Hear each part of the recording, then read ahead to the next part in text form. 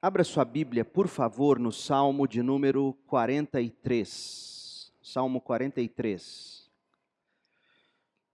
5 versículos nós vamos ler, e eu quero chamar sua atenção para este salmo, para a gente pensar sobre quando o coração está dividido.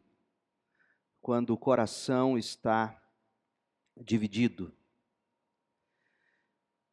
Declara-me inocente, ó Deus, defende-me desse povo mau, livra-me dos falsos e injustos, pois Tu és minha fortaleza, ó Deus. Por que me rejeitaste? Por que tenho de andar entristecido, oprimido por meus inimigos? Envia a Tua luz e a Tua verdade para que me guiem, que elas me conduzam ao Teu santo monte, ao lugar onde habitas. Ali irei ao altar de Deus, a Deus, fonte de toda a minha alegria. Eu Te louvarei com minha harpa, ó Deus, meu Deus.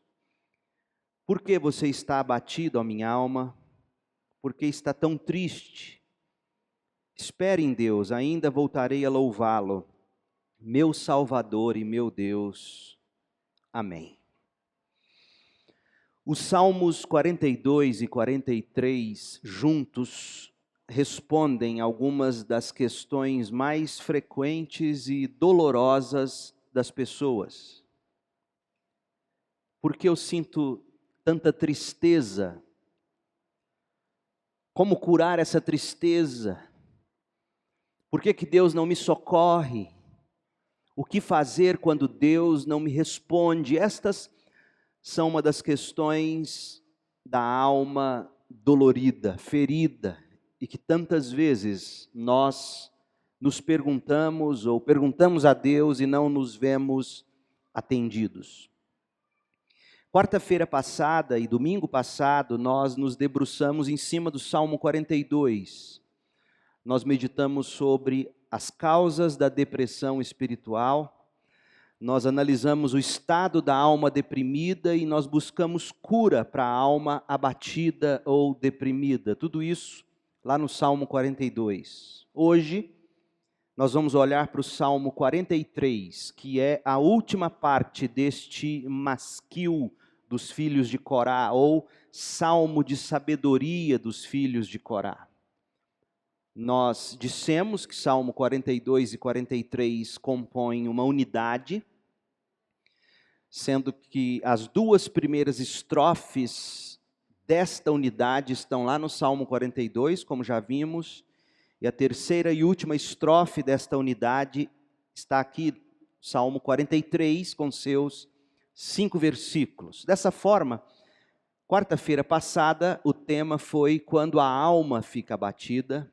No domingo, o tema foi cura para a alma abatida, e hoje será quando o coração está dividido. Quem de nós nunca sentiu o coração assim dividido? Coração partido.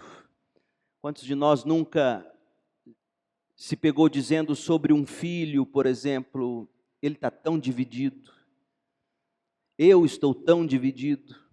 Tudo isso a gente pode ver e veremos aqui no Salmo 43. E a relevância do Salmo 43, gente, ela é admirável. Por 3 razões, pelo menos. O Salmo 43, como nós já dissemos, trata de um dos maiores dilemas do nosso século e de todos os tempos. O problema da depressão. Isso está muito claro no versículo 5 do Salmo 43. O Salmo 43 também traça para nós o grande propósito da nossa existência. A gente enxerga este propósito no versículo 4 do Salmo 43, quando o salmista, os filhos de Corá, nos informam que o grande propósito da vida dele era adorar a Deus, alegrando-se em Deus, tocando a Deus em louvor a sua harpa. Esse é o propósito da vida. E em terceiro lugar, o Salmo traz à luz a estratégia de combate do salmista. Nós temos aqui passos práticos para nós podermos remendar esse coração dividido, reatar esse coração partido, ou separado, ou rasgado ao meio. Vamos ver isso, olha comigo para o Salmo 43. A primeira coisa que eu quero observar com vocês é o estado do salmista. Nós vamos olhar para as circunstâncias dele e nós vamos olhar para o coração dele. No versículo 1, nós lemos a descrição do que estava acontecendo circunstancialmente. O que estava acontecendo na alma, ou melhor, na vida do salmista fora dele. No verso 2, a gente descobre detalhes do que se passava dentro dele, na alma dele, no coração dele. Então, leia atentamente estes 2 primeiros versículos e você descobre qual era o estado desse salmista. O verso 1 nos mostra as circunstâncias do salmista. Veja comigo, verso 1. Declara-me inocente, ó Deus, ou faze-me justiça. Defende-me desse povo mau. Defende-me dessa nação que tem prazer em contender. Defende-me desta nação contenciosa. Livra-me dos falsos e injustos. Estas eram as circunstâncias dele. E circunstâncias têm poder, se nós não soubermos lidar com elas, circunstâncias têm o poder de nos abater. E o que tornava a situação daquele salmista tão dolorosa é que ele era inocente, ele era justo, ele era íntegro, declaradamente íntegro, mas apesar de sua inocência, ele mesmo nos diz, ele estava sendo injustiçado pelo seu próprio povo. Talvez fossem os líderes, os sacerdotes da nação. Eram líderes corruptos. E se não bastassem ser apenas os líderes corruptos, eles também eram corruptores, eles corrompiam todos subordinados a eles e embaixo deles naquela pirâmide de hierarquia. Então, esta era a circunstância desse homem. Ele vivia numa nação onde todos amavam contender, todos eram falsos, injustos, e não restou outra coisa para ele. Ele não tinha o que fazer, ele se sentia indefeso, impotente, incapaz. E a única coisa que ele conseguiu fazer foi clamar a Deus e dizer: declara-me inocente, ó Deus. Faze-me justiça, ó Deus. Defende-me dessa nação contenciosa, defende-me desse povo mau, livra-me da falsidade deles, livra-me da injustiça deles. Essas são as circunstâncias do salmista. E quem de nós nunca se viu assim, impotente, injustiçado, apesar de inocente? Aliás, gente, não seria este precisamente o estado, o quadro triste da nossa nação que tem uma história ainda tão jovem, pouco mais de 500 anos. Mas não seria o versículo 1 o estado em que o justo nesta nação se encontra no meio de crimes, corrupções, caos social e nós impotentes, sem ter o que fazer, sem ter em quem votar, sem ter como agir, sem ter em quem esperar, em quem confiar. Não seria esse o estado da nossa nação? Não seria esse o quadro de muitos trabalhadores que têm patrões e têm pares no local de trabalho que são pessoas corruptas e também corruptoras? Quantos de nós nunca se viu trabalhando num ambiente assim? Você é o justo no meio dos injustos. Todos se corrompem e todos te pressionam a se corromper. E você se sente impotente, incapaz, e não te resta outra coisa senão clamar. Gente, não seria este versículo 1 o quadro da maioria dos empresários deste país, que sangram pagando impostos abusivos e têm que lidar com leis que são cada vez mais contrárias a eles, injustiçados. Aqueles poucos que ainda se mantêm íntegros, incorruptíveis, não são estes que olham ao redor e se veem injustiçados, sozinhos. Não seria esse, meu povo, o quadro do contribuinte desta nação, que agoniza, paga seus impostos, e paga muito imposto, e não recebe seus direitos, não recebe seus benefícios na forma de saúde, de segurança, de educação, enfim. Quem é que nunca se viu em circunstância assim como este salmista? Justo, íntegro, mas injustiçado. Sem ter o que fazer, sem ter a quem recorrer, impotente, fisicamente, moralmente, financeiramente. Estas eram as circunstâncias. O estado do salmista fora dele. Agora, vamos dar uma olhada dentro dele, verso 2, o coração dele.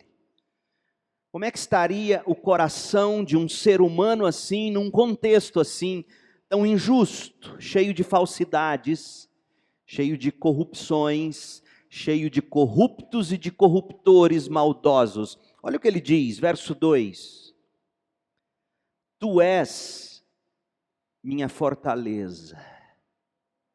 Primeiro ele diz, olha, faze-me justiça, Deus, declara-me inocente, defende-me deles, livra-me dos falsos, livra-me dos injustos, pois tu és minha fortaleza. Como que dizendo, eu só tenho o Senhor a quem recorrer. Eu só tenho o Senhor, ó Deus. É o que ele está dizendo. Eu não tenho com quem contar. Aliás, eu precisei sair fugido da minha nação, como nós vimos no Salmo 42, o salmista estava longe da cidade dele, do lugar de adoração, era um refugiado, alguém injustiçado, como nós temos visto centenas, milhares, por exemplo, deixando Venezuela rumo a Roraima, no Brasil, pessoas que não têm a quem recorrer. Pois tu és minha fortaleza, só tu és minha fortaleza, ó Deus.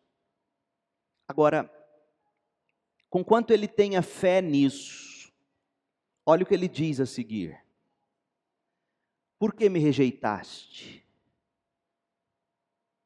Por que tenho de andar entristecido, oprimido por meus inimigos?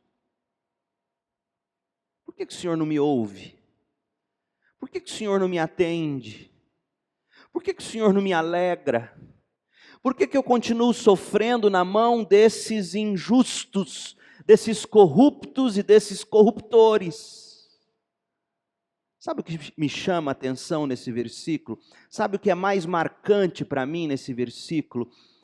É que o salmista nos mostra um coração dividido. E foi daqui que eu tirei o tema deste sermão. Coração dividido.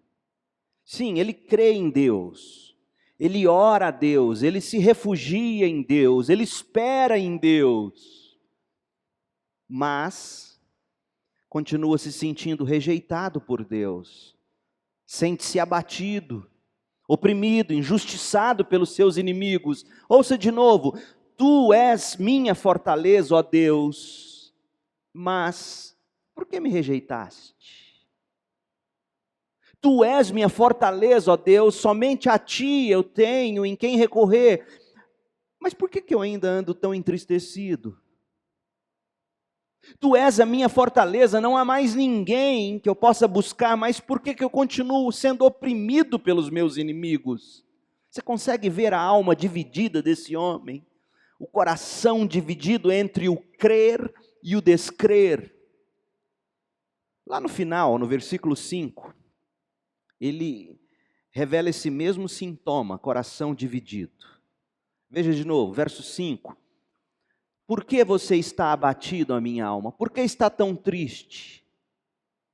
Espere em Deus. Ainda voltarei a louvá-lo, meu Salvador e meu Deus. Você percebeu? O salmista ora, versos 1 e 2. O salmista pede justiça, verso 1. O salmista confia em Deus, verso 5.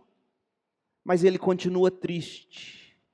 Ele não consegue louvar aquele a quem ele chama de meu Salvador e meu Deus, no verso 5. Como é que pode alguém chamar seu Deus de meu Salvador e meu Deus, e ainda assim dizer que ele não estava conseguindo louvar? É o coração dividido. Impressionante. Mas esse, meu povo, é o estado ou é uma experiência recorrente na vida dos crentes, coração dividido. Quantas não são as vezes em que nós clamamos a Deus e o chamamos de nosso Deus, nosso Salvador, nossa rocha, o único a quem nós podemos nos recorrer, mas a alma continua seca. Quantas vezes aqui na igreja, cantando, no meio dos louvores da congregação, mas a sua alma não sente o menor prazer nisso. Você já se viu assim? Quantas vezes orando, dizendo, Deus, intervenha, faça, confio em Ti, mas lá no fundo você dizendo, será mesmo que Deus vai fazer alguma coisa? Coração dividido. Por exemplo, para você perceber como este tema é comum nos Salmos. Abra no Salmo 86, versículo 11. E eu vou ler aqui a Almeida Revista e Corrigida. Almeida Revista e Corrigida. Salmo 86, 11. Ensina-me, Senhor, o teu caminho, e andarei na tua verdade. Ouça o verbo. Une o meu coração ao temor do teu nome. Une o meu coração está dividido. Parte dele te teme, parte dele não te teme, parte dele confia, parte dele não confia. Une o meu coração, Senhor. Meu coração está dividido. Olha como a Almeida, Revista e Atualizada, traduziu essa parte do Salmo 86, 11. Dispõe o coração para só temer o teu nome. Como que dizendo, o coração estava dividido. Temia a Deus, mas temia outras coisas. Por isso, a Almeida Revista e Atualizada traduz assim, dispõe meu coração de uma forma que eu possa temer só o teu nome. Que o meu coração não fique dividido temendo o seu nome e alguém mais e outra coisa mais. Não. A NVT traduziu assim, concede-me pureza de coração, para que eu honre o teu nome. Por que a NVT traduz como concede-me pureza? Porque ele olha para o coração dele e vê pureza, mas vê impureza. Assim como o ouro que você usa e faz a sua aliança de casamento, ele não é totalmente puro, pois se fosse puro, não daria a liga e o molejo necessário para você fazer a joia, por exemplo. Então, é como se a NVT entendesse o coração dividido como sendo aquele coração que tem partes puras, mas tem um monte de impurezas. A NVI traduz assim, dá-me um coração inteiramente fiel. É fiel meu coração, mas não é totalmente fiel meu coração. Gente, parte do salmo, deste salmista, ou melhor, parte do coração deste salmista teme a Deus. Ele recorre a Deus, ele busca a Deus, ele se refugia em Deus. Mas a outra parte do coração teme outras coisas, busca outras coisas, recorre a outras coisas, refugia-se em outras coisas. Parte desse coração consegue orar, parte do coração sequer consegue louvar. Parte do coração sente alguma coisa por Deus, a outra parte não sente nada. É o coração dividido, é o coração impuro, incrédulo, que não é inteiramente fiel, que não teme somente a Deus. Essa é a condição do coração dividido. E eu te digo uma coisa, você sabe disso. Essa não é uma experiência incomum na nossa vida cristã. Muitos de nós se vê assim com muito mais frequência do que nós gostaríamos. Quantos de nós não somos como o pai daquele menino possuído por demônio que disse assim: eu creio, mas ajuda-me na minha pouca fé. Marcos 9, 24. Eu creio, mas eu não creio como eu deveria crer. Meu coração está dividido. Quantos de nós, frustrados com o coração dividido, nunca se expressou como Paulo? Romanos 7, 19 e 20, que diz assim: porque não faço o bem que eu prefiro. Eu prefiro fazer o bem, mas não faço. Eu faço o mal que eu não quero fazer. Mas se eu faço o que eu não quero, você consegue ouvir aqui a esquizofrenia desse coração, a divisão desse coração? Eu quero fazer o bem, mas eu faço o mal. Aquilo que eu quero fazer eu não consigo fazer, e o que eu não quero fazer é o que eu acabo fazendo. E aí Paulo diz: mas se eu faço o que não quero, já não sou eu quem o faz, e sim o pecado que habita em mim. Gente, é certo que todos nós sofremos com essa crise, a crise do coração dividido, não é mesmo? A gente ora, mas lá no fundo não confia. A gente diz que espera e diz para a alma esperar, mas lá no fundo acaba se precipitando e agindo como não devia. Essa é uma experiência comum para os santos de Deus. Em nós ainda habita o pecado. Que bom olhar para o Salmo 43, portanto, o Salmo que nós estamos estudando, e que bom perceber que este é um estado, infelizmente, comum à alma das pessoas. Agora, note de onde vinha toda essa divisão. Qual era a fonte dessa divisão? Óbvio, além da propensão do pecado em nós, que nos inclina a descrer de Deus o tempo todo, existe em nós essa propensão a não crer em Deus, por natureza. Mas observe que, externamente falando, o salmista começa dizendo no Salmo 43, versículos 1 e 2, ele começa nos mostrando onde de fato estavam os olhos dele. Na injustiça. Por isso que o coração dele estava tão dividido. Sim, existia e existe dentro de cada um de nós a inclinação para a incredulidade. Mas esta inclinação piora quando nós, por mais que oremos a Deus, se nós mantivermos os olhos na injustiça e não em Deus, a gente se estraçalha. Esse era o estado do salmista. O estado do autor desse salmo. Por fora, verso 1, oprimido. Por dentro, verso 2, dividido. E assim é a vida de muitos de nós, se não de todos. Mas a pergunta que eu quero responder agora é a seguinte: como é que ele reagiu a esse turbilhão? O que a gente aprende com a reação do salmista? 3 coisas. Primeira, quando o coração da gente está dividido, a gente tem que aprender a olhar para além dos problemas. Vou espirrar. Vontade de espirrar? Perdão. Quando o coração da gente está dividido, a gente tem que aprender a olhar para além dos problemas. Segundo, quando o coração está dividido, a gente tem que clamar a Deus em meio aos problemas. E terceiro, quando o coração da gente está dividido, a gente tem que pregar para si mesmo na hora dos problemas. Primeiro, o coração está dividido. Então, olhe para além dos seus problemas. olhe para além da injustiça, ou tire os olhos da injustiça e coloque apenas em Deus. De onde eu tiro isso? Pense comigo.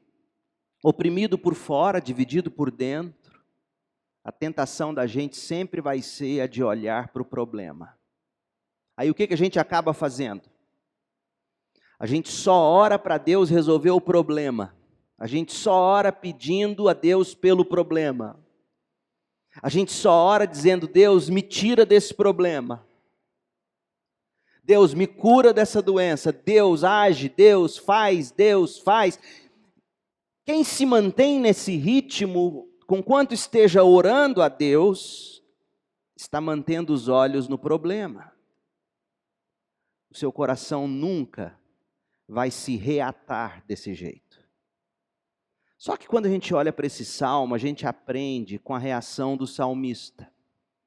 E o salmista nos ensina que, conquanto não seja errado nós orarmos pedindo a Deus que nos livre dos problemas, não é errado pedir a Deus que nos cure dos problemas, que nos liberte dos problemas. A gente aprende algo que geralmente a gente não nota. A gente não olha para o fato de que o salmista aprendeu a olhar para além dos problemas. Você notou como é que ele fala a partir do verso 3 até o fim do salmo? Ele orou, ele pediu que Deus fizesse justiça, versículo 1. Ele pediu que Deus defendesse a causa dele, ele pediu que Deus livrasse ele dos falsos, dos injustos. Está aí, versículo 1, nada de errado com isso a priori. O problema é que primeiro, quando você aprende ou mantém-se orando só pelo seu problema, não há nada de piedoso em orar pedindo a Deus que te cure. Sabia disso? O incrédulo pede isso. Que incrédulo que não quer cura? Que incrédulo que não acende vela para um santo? Que incrédulo que não procura João de Deus? Que incrédulo não quer cura? Não há nada de sobrenaturalmente cristão na atitude de alguém que só pede a Deus para tirá-lo dos problemas. Repito, não é errado pedir que Deus te tire dos problemas. O salmista pediu. Mas você não pode olhar só para os problemas. Outra coisa, quando a gente não aprende a olhar para além dos problemas, a gente corre o risco de perder a fé. Todo mundo, crente ou ateu, quer se ver livre de um problema. Todo mundo quer cura, todo mundo quer justiça, todo mundo quer prosperidade, todo mundo quer honra, todo mundo quer alívio. Você não precisa ser cristão, piedoso, para orar e pedir: Deus, intervenha. Você não precisa ser cristão piedoso para dizer: Deus, faça alguma coisa. Deus, traga cura. Deus, traga alívio. Deus, traga justiça. É natural para todo mundo, diante da aflição, olhar para o alto e pedir que os céus nos ajudem. O crente, porém, ele tem que ir além disso. Ele tem que aprender a olhar além dos problemas. E se o crente não aprende a olhar para além dos problemas na hora da dor ou do sofrimento, além de ele não fazer qualquer diferença entre ele e o incrédulo, que o incrédulo pediria pelas mesmas coisas, o incrédulo até pede oração para o crente, sabia disso? Você já deve ter passado por isso. Que incrédulo nunca virou para você e falou assim: ora por mim lá na sua igreja? Mentira. Que incrédulo nunca virou para você, sabendo que você é crente, e disse assim: eu rezo por você. Então, quando você está atravessando o problema, se você não aprende a olhar para além do problema, além de você não ser diferente de qualquer um, e dessa forma você não vai glorificar a Deus, você corre o risco de perder a fé. Ouça de novo as palavras do salmista e veja comigo como que o salmista, aqui no Salmo 43, chegou pertinho de ver os pés dele tropeçar, resvalar. A experiência do Salmo 43 quase foi a experiência de Asaf no Salmo 73, quando Asaf disse: olha, meus pés quase resvalaram, quase tropeçaram, quase caíram, enquanto eu mantive meus olhos na prosperidade do ímpio, na injustiça. Gente, cuidado. Vou repetir, e tem que ficar muito bem gravado. Não é errado orar pedindo que Deus te tire de um problema, ou cure você, ou faça você prosperar, ou traga uma libertação. Não é necessariamente errado, mas primeiro, você nem precisa ser crente para fazer isso, o incrédulo faz. Segundo, e se você só orar nesse sentido, por mais que seja em nome de Jesus, por você não estar sendo diferente de todo mundo, por você estar pedindo só o que todo mundo pede, você não glorifica a Deus. E terceiro e mais sério, talvez, existencialmente falando, se você ficar olhando só para o problema e pedindo a Deus pelo problema, quando Deus virar para você e falar assim: não, minha graça te basta, você corre o risco de se desviar de Deus, como muitos. Leia o Salmo 73 depois e veja Asaf dizendo: meus pés quase escorregaram, até que eu aprendi a olhar para além do problema. Olha o Salmo 43, quando o salmista diz: declara-me inocente, ó Deus, defende-me desse povo mau, livra-me dos falsos e dos injustos, tu és minha fortaleza, ó Deus. Gente, se ele continuasse nesse ritmo, olha o buraco em que ele ia cair, porque continua lendo o verso 2, porque me rejeitaste? Porque tenho de andar entristecido, oprimido por meus inimigos. Gente, graças a Deus que o salmista parou por aqui. Na sequência desse salmo, o que é impressionante é que ele não vai mais pedir pelo problema dele. Leia até o fim. Ele não volta a falar do injusto. Ele não volta a falar de opressão. Ele não volta. Por quê? Porque pela graça de Deus, o salmista aprendeu que o justo precisa aprender a olhar para além dos seus problemas. Ele precisa aprender a orar por si mesmo, para além dos problemas, e buscar o que é mais importante na vida. E ele vai nos revelar aqui nos versos 3 e 4 o que é mais importante na vida. Conhecer a Deus, adorar a Deus. Olha como é que ele começa a orar agora no verso 3. Envia a tua luz e a tua verdade para que me guiem. Ué, eu achei que você queria era justiça. Sim, eu já orei, eu já pedi a Deus justiça. E se eu continuasse naquela lenga-lenga de oração, é capaz que eu ia morrer.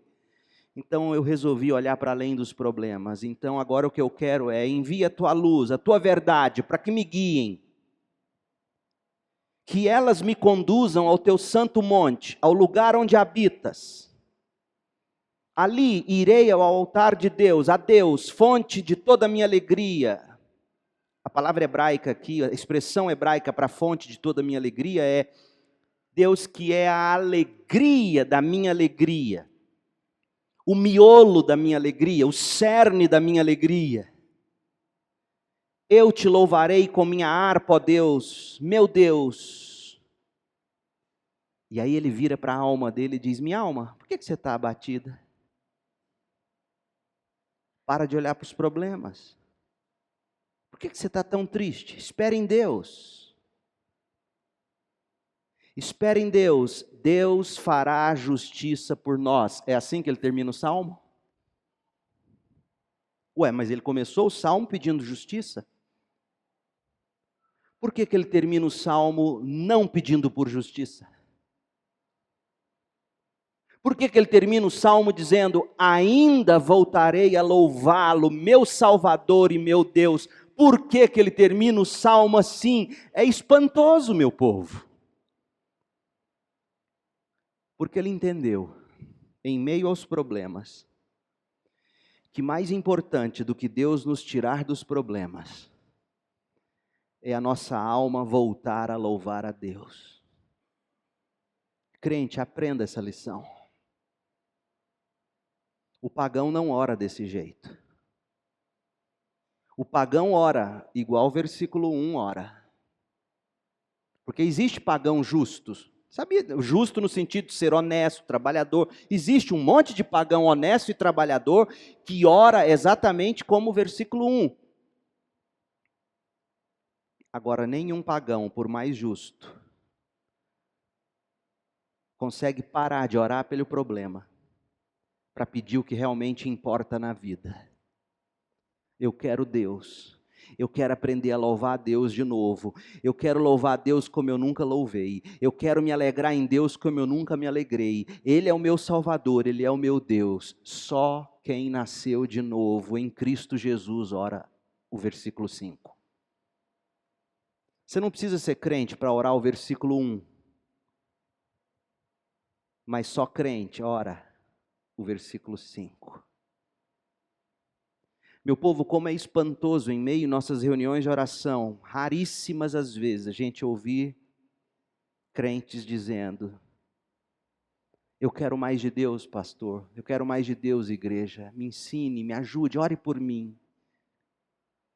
Eu quero que a minha alma volte a louvar a Deus. Eu quero que a minha alma volte a se regozijar em Deus, meu Salvador e meu Deus. Gente, repito, nós podemos e a gente deve orar pelos problemas, a gente deve orar pela nossa saúde, a gente tem que pedir para que Deus nos ajude nas dificuldades. Não é pecado. Mas chega um momento em que o melhor a fazer é você parar e confiar que a graça de Deus é melhor do que a vida e ela te basta, mesmo que os problemas continuem. Sabe por quê? Porque o poder de Deus se aperfeiçoa na nossa fraqueza, segundo aos Coríntios 12, de 7 a 10. Senhor, tira de mim esse espinho. Senhor, tira de mim esse problema. Senhor, tira de mim essa doença. Senhor, faça prosperar as obras das minhas mãos. Senhor, tira de mim esse espinho.